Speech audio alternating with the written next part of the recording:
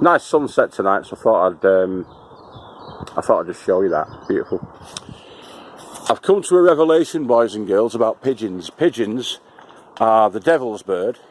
It's not the raven, or the crow, or anything like that. The pigeon is the devil's bird, and they are expletive deleted, beginning with C. I came down tonight, there's 3 of them perched on top of the fruit cage, and one of them came flying down to join his mates and went diving straight through my bird cage. So it's no good. Let me just show you. Right, see this? That's a hole. That's a big hole. Now that's where I put my hand through previously. But they've had a go there, and they've also had a go here. Now whether it's because it was a bit too tight, the netting, I don't know, but seriously do not like this netting anyway. It's crap. But it's all come away here as well, and one came flying out of here. And I can't have it. It's doing me head in. I shouldn't get upset by it, but I do. I'm not upset, but I'm just furious with them. And they've been all over the plots. There's only been 2 of them coming on here tonight, but they've been properly taking the mickey out of me, like mocking me beyond belief, driving me to distraction tonight, these pigeons. Sarah's been on from next door, and when she came on, I didn't even see them. 3 of them came flying out of this area. I think they must have been into the strawberry beds, and 3 of them came out.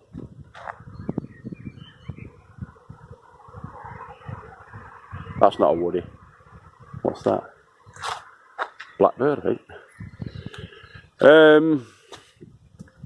But yeah, mate, these wood pigeons, these damnable wood pigeons. My kingdom for the PCP.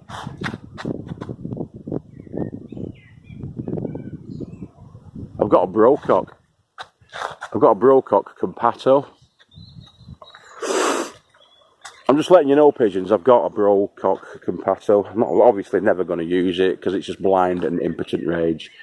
But what I am going to have to do with these nets, with this one, is reinforce it. So I'm going to have to prop it in the middle. I'm going to prop it in 2 places in the middle. I'm going to do this weekend. Prop it in 2 places in the middle, so it's a bit more sturdy.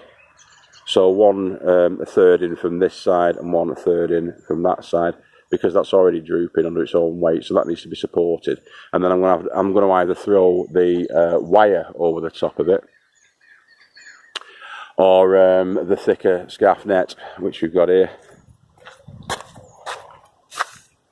That stuff's dead robust, and it's also a lot easier to pin up than this crap. God, it's infuriating, this stuff. What a complete and utter drain and waste of life it is to put this up.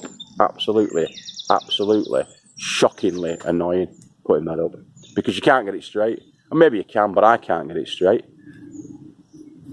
It runs off at all sorts of tangents. I think it's because when you're stretching it, it's obviously going out of shape, isn't it?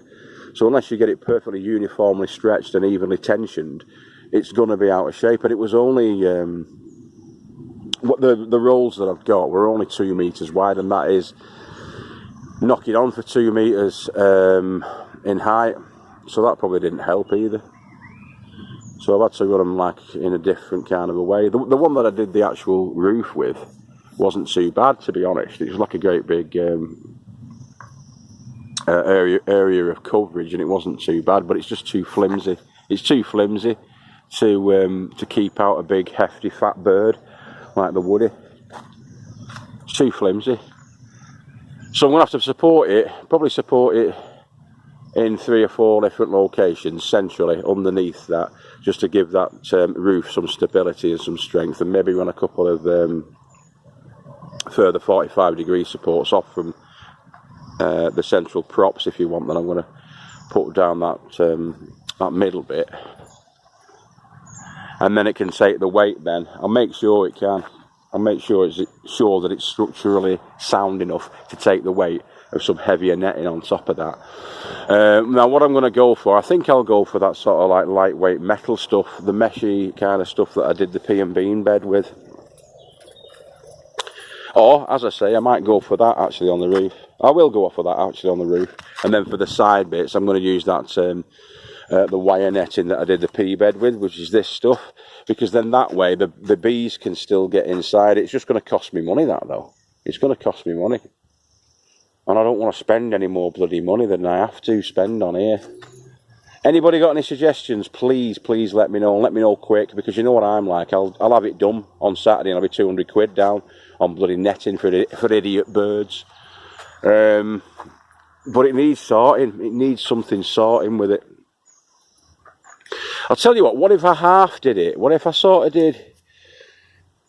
Man, it'd mean more timber then. You know, sort of like built up timber here. Put the timbers across here. And then did the metal cage stuff up here, and then down there did the... That might work actually. Down there did the scaff netting. Because the scaff netting, I did get that roll for now, but I'm going to have to pay for it again if I'm going to get some more of that, and that's about 40 quid at Screwfix. Because I won't have time to get it offline. To save 8 quid, I'll just spend 40 quid at Screwfix because I want to get it done. I need to get it done because it'll just drive me to further distraction if those birds keep wrecking my hard work. Gotta loathe them. I despise them. And the devil's bird, the pigeon.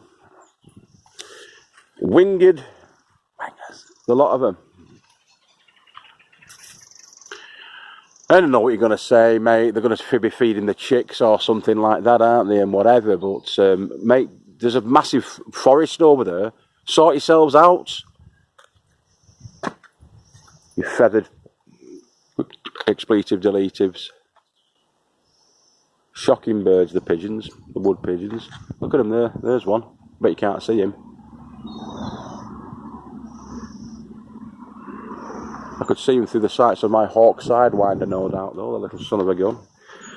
But this is what we did. Speaking about netting, boys and girls, on a lighter note, look at what Uncle Anthony's doing. God bless me. God bless him. Right, now I've been threatening to do that since I put the poly greenhouse up, haven't I, boys and girls? And finally, it's there. So this video, no doubt, will be going on to the greenhouse build, the poly greenhouse build. What do you call it? What do you call it? When you collect your videos together? Playlist? Yeah? So that'll be on the poly greenhouse build playlist, that. And I've just done that tonight because I thought, well, I'm going to leave that open because it's been getting really too sweaty inside there. And the tomatoes and the, especially like the peppers and stuff like that are wilting. So I'm going to leave that open. So in we go. As you can see, wilting. Look at poor tumbling Tom. He's not as frisky, is he? Hey, he's leaving Sungold alone. He's not molesting her anymore, is he? Very floppy.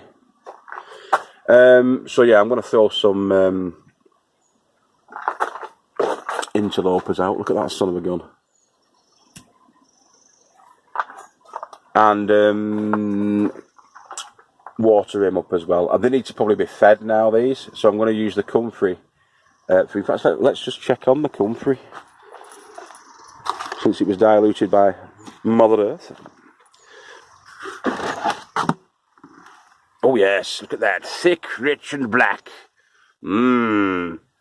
Smells divine.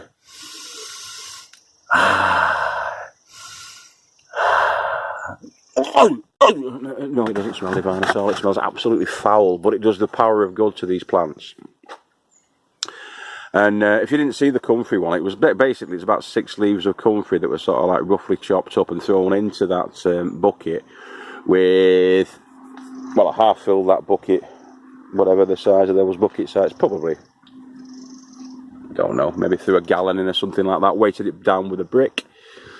And just left it, and that turns into plant feed. But you've got to sort of like dilute it down in the same sort of a ratio as you would do with normal tomato feed. So basically, essentially a cap full, which is like a sort of a shot glass full, in with per litre I'm going to do. You know what I mean? So if it's like a 5 litre waterer, yes. So 5 litres of water. I'm going to chuck 5 capfuls or little shot glasses full of that in with it, and then water from the top. But don't water the leaves. Just water around the base of all of these pots with it. Give them all a good litre or two, and see how they come on. Because we are getting plenty of fruit on by the look of it. We're not doing bad for fruit. This one's not performing very well. I don't know what's up with him. He's a sulky sourpuss. What's he called? Shirley? But look at this. Mick had a cucumber. I've got a cucumber coming. In fact, I've got 2. I've got 3, Mick. And we've got the courgettes. These all desperately need to be potted on, which is going to be happening in the next couple of days because they're well outgrowing the pots. I mean, look at this. They're well outgrowing the pots, but then again, I'm well outgrowing this little tiny fart-arsed greenhouse that I've got. And it's doing me head in as well. Not doing me head in a bad way, but doing my head in the fact that I want to get things done now. I want to crack on with stuff now. And plough into it all. I'm just going to get him a bit more to the front. So the dog can see the rabbit as regards to the bugs. They can have a nice look at him. And decide they're going to... you see how careful I was then turning that because of that. I've learnt my lesson. Yeah, my lesson, all sunshine. Plenty on these though. I reckon we'll get a few poundages of tomatoes off these. But as I say, these are not. They're not as big as I want them, and the reason they're not as big as I want them is because I've not got the room for them, and I've got all these courgettes, and you know, there's yellow courgettes there. Don't know if you saw these the other day. There's a yellow courgette. Standard green there, peppers at the back and an aubergine. I've got all these Italian pear tomatoes. Oh God, I nearly knocked all these over then. Excuse me. So what I may well do is clear out the whole floor of this in here. Anything that doesn't particularly need all the heat, like the leeks that I haven't put out yet, and those beans there, they're going to go outside. Those peppers are going to go into the shed, and they're going to go on the window of the shed. And they can sit happily there, and I think they'll be fine. And then everything else, including this pumpkin, I don't know whether I'm going to be bothered with this bloody pumpkin, to be honest with you. I've not got the space for it. Next year I'll make some space for it, and we'll do it next year. But Mick's promised James and Bradley a pumpkin each from his pumpkins that he's growing, so that's all right. They'll be happy with that, the lads. But there's another bloody pumpkin there. I don't even like pumpkin. I despise the taste of it. In fact, none of us like the taste of it, and it's all about growing stuff. This really to eat for the table. But Mick is completely and utterly correct. When we took the suckers off this one, took the big suckers out of this one. Look how much it's come on. Well, that was the culprit. This was the culprit that pierced the top of the polytunnel. That, if you remember from a couple of videos ago. But yeah, they're coming along. I mean, we're going to get fruit off them. I'm not too dischuffed at all. In fact, I'm quite happy. I'm quite a happy bunny, to be honest. But I've got these all. I've just not got the space. We're going to need a bigger boat, aren't we? Chief Brody, going to need a bigger boat. Here's to swimming with bow-legged women. What's it he says to Mr. Hooper? Let me see your hands, Mr. Hooper. You got city hands, Mr. Hooper. Been counting money all your life. Right. No point asking you to name that one. If you don't know that one, you want dragging down the street, kicked up the bum all the way down to town centre. If you don't know that one. Right, okay. So yeah, I'll leave you with the beautiful sort of aquamarine blending into the, I don't even know what you would call that, a sort of a salmon pink colour with the clouds. And they are not, by the way, boys and girls, chemtrails. They are actual strata. And good night, God bless, and may Jesus keep you safe and sound.